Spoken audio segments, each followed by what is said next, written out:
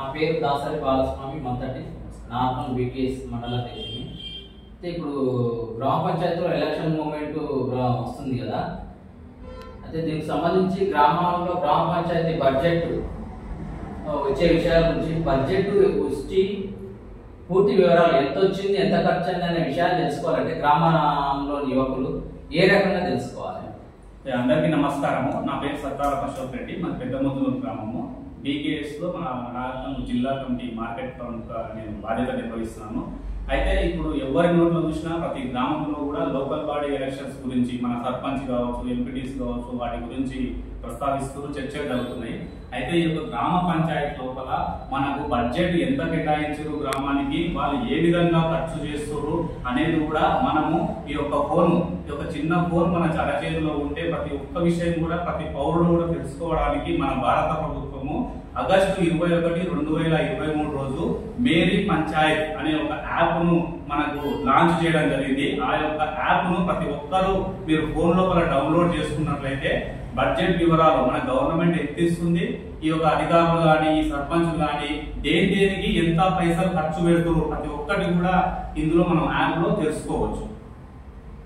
సరే, ఇది Mary panchayat app ద్వారా ఈ యొక్క గ్రామ పంచాయతీ బడ్జెట్ కాకుండా ఇంకేమైనా ఉపయోగాలు ఉన్నాయా? ఇంకోటి, మన బడ్జెట్ వివరాలే కాకుండా గ్రామ పంచాయతీ మేరీ పంచాయత్ అనేది యాప్ చేతిలో ఉంటే ఆ యాప్ లో మనము పంచాయతీ PAI అని ఒకటి ఉంటుంది. స్కోర్ కార్డ్ అనేది అంటే పంచాయతీ అడ్వాన్స్మెంట్ ఇండెక్స్ అన్నమాట. అంటే మన యొక్క గ్రామము మన తెలంగాణ రాష్ట్రం లోపల ఏ పొజిషన్ లో ఉంది, స్థితిగతులు ఏంటి, ఏ స్థితిలో ఉంది అనేది కూడా మనం ఈ యాప్ లో తెలుసుకోవచ్చు. ఉదాహరణకు చూసినట్లయితే ఇప్పుడు మాది పెద్దముద్దులూరు గ్రామం. పెద్దముద్దులూరు గ్రామం యొక్క స్థితిగతులు PAI ఇండెక్స్ అంటే పంచాయతీ అడ్వాన్స్మెంట్ ఇండెక్స్ అనేది ఏ విధంగా ఉందో మీకు ఇప్పుడు చూపిస్తున్నాను. ఇక్కడ చూడండి, ఇది పంచాయతీ. ఇక్కడ చూడవచ్చు, మీరు గమనించవచ్చు. మేరీ పంచాయతీ అనేది యాప్ డౌన్లోడ్ చేసుకున్నట్లయితే ఈ విధంగా పెద్దముద్దులూరు గ్రామం విధంగా వస్తుంది. ఇక్కడ PAI అనేది ఒకటి ఉంటుంది. అది మనం ఇది ఎంచుకున్నట్లయితే ఇక్కడ ఈ విధంగా వస్తుంది.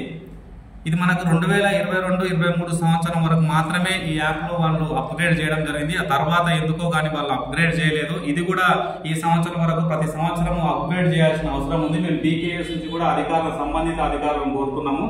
ఈ విధంగా చూడవచ్చు, ఈ విధంగా వస్తుంది. PAI రిపోర్ట్ అనేది ఈ విధంగా వస్తుంది. అయితే ఇక్కడ మనకు ఎన్ని అన్నమాట ఈ విధంగా T1, T2, T3, T4 to T9 వరకు ఈ విధంగా ఉంటుంది. అంటే ప్రతి ఒక్క దాంట్లో పావర్టీ అంటే మనకు బీదరికం ఎంత ఉంది, జనాలు అందులో ఉన్న పౌరులు ఏ విధంగా నివసిస్తున్నారు, హెల్తీ పంచాయతీ అంటే పంచాయతీ గ్రామ పంచాయతీ అనేది గ్రామం ఆరోగ్యకరంగా ఏ విధంగా ఉంది, చైల్డ్ ఫ్రెండ్లీ అంటే పిల్లల దృష్టిలో ఏ విధంగా ఉంది, వాటర్ అంటే వాటర్ సఫిషియెంట్ సరఫరా చేస్తున్నా, క్లీన్ అండ్ గ్రీన్ అంటే మనకు పరిసరాల పరిశుభ్రత, ఇవన్నీ కూడా తెలుసుకోవచ్చు. అది ఇక్కడ మనం ఈ గ్రామం చూసినట్లయితే ఇక్కడ చూడొచ్చు మీరు, ఇక్కడ మొత్తం వచ్చేసి మనకు ఒకటే వచ్చింది. ప్రతి దాంట్లో BC ఉంది.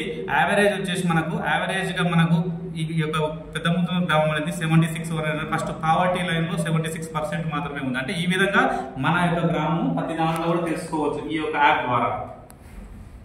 అలాగే ఇప్పుడు మిషన్ భగీరథ కనెక్షన్ అంటూ విలేజ్ లో ఇచ్చారు కదా, అవి ఎన్ని కలెక్షన్లు, ఎట్లా, ఏమి అని తెలుసుకునే దాంతో పాటు అది కూడా ఇక్కడ చూడొచ్చు మీరు. ఈ మేరీ పంచాయతీ యాప్ లో ఈ PAI తర్వాత మనకు ఈ యొక్క ఇక్కడ ప్రతి ఇంటిలో కుళాయి నీరు అనేది ఒకటి యాప్ ఉంటుంది, ఒక ఆప్షన్ ఉంటుంది. ఆ ఆప్షన్ ఇట్లా మనం నొక్కినట్లయితే ఇక్కడ వచ్చేసి నీటి సరఫరా కనెక్షన్ కస్టమర్ అని ఒకటి ఉంటుంది. దీన్ని మనం నొక్కినట్లయితే ఈ విధంగా ఈ గ్రామం లోపల ఎన్ని కనెక్షన్లు ఇచ్చారు, ఎవరెవరి పేరు మీద ఏ కనెక్షన్ ఇచ్చింది, ఒక ఇంటికి ఒకటే కనెక్షన్ ఇచ్చిందా, ఎన్ని కనెక్షన్లు, పూర్తి వివరాలు మీరు ఈ విధంగా మేరీ పంచాయతీ యాప్ ద్వారా తెలుసుకోవచ్చు ప్రతి గ్రామంలో కూడా.